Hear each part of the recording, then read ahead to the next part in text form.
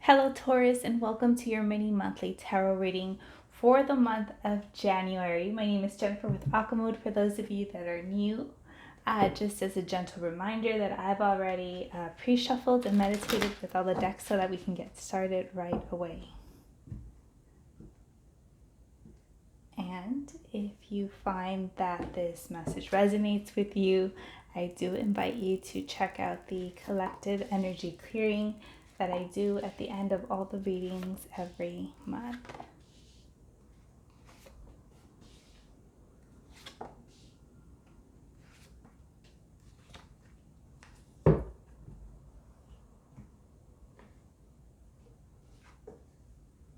All right, in the first week of January, you have the Priestess of Swords, and this is talking to me about you being very spiritually guided in the first week. It's talking about stepping into your inner wisdom, asking for guidance, allowing yourself to be guided, maybe even a little bit of surrendering. In traditional tarot, the Priestess of Swords means a little bit more of a defensive energy, of maybe being blocked off, of being a little bit cold or a little bit rigid. But in this card, it's more turning that logic into inner wisdom and allowing that to guide you. And you have the Six of Wands coming up for you. And so this is a very triumphant card. It's almost like you get a little win. It's like you get a little success at learning a lesson, at navigating a certain situation, at being successful or triumphant or moving ahead or moving forward with. In the first week of January, you might be having an epiphany about a certain situation that allows you to feel successful at it. However, you have the Hangman coming up in the second week. And so this is talking about you needing to have a different perspective in regards to a certain situation. This might talk about you experiencing delays or you experiencing not being able to move forward in a different situation. I'm like, we're looking at two different situations here. And I'm also getting that you might be leading up towards the full moon energy, because you also have a new beginning in the second week. And Aries also pulled this card, and this is talking about possibly a new opportunity, possibly I'm getting a new idea for some of you, money coming in, a new source of money, maybe even a new home for some of you. But there's newness coming in for you. So maybe any delays that you might have experienced is to bring about a better choice or a better opportunity. And you have the Seven of Wands coming up in the third week of January. And this is talking about a defensive energy, a energy of opposition, a energy of probably feeling like you're not being heard. It talks about you having the discernment of when to let others speak, or having the discernment of when you should express yourself and express your feelings.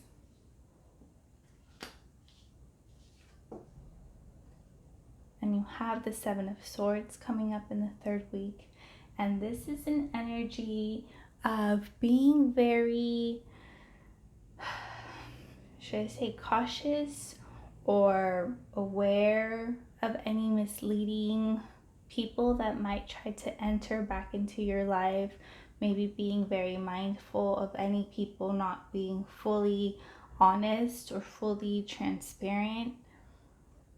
It's also like a card of things not not being what they seem. It's a card of untrustworthy energies or people around you. So a lot of discernment is going to be required of you or advised of you in the third week. And you have the Four of Discs coming up for you in the fourth week. And so this card, I see it as an opportunity for you to check in with your boundaries. It's an opportunity for you to take some alone time or some quiet time and reestablish what your boundaries are. And this is coming to, or it's coming from a place of not closing people out or not shutting people out or not being quick to put your walls back up, but instead coming to terms of when you or what you allow in or out by your own conscious choice. And you have the Seven of Cups coming up. So this is talking about you needing to make a decision.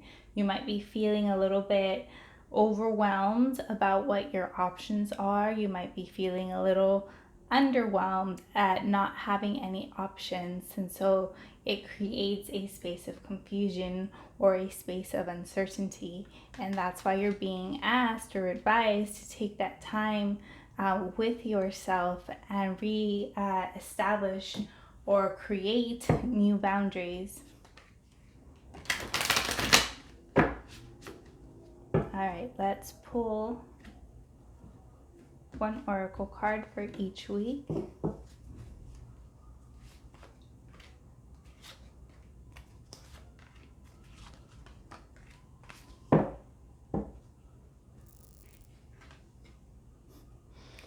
In the first week, you have surrender to what is. And it says, flow with what is instead of fighting it.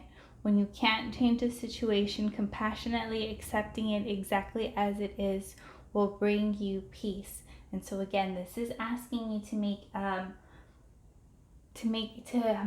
peace, to come into acceptance of what the situation is and if it's worth giving your attention still, so that you can be successful at it and so that you can move away. And getting it's more of like a personal lesson that you've been working on.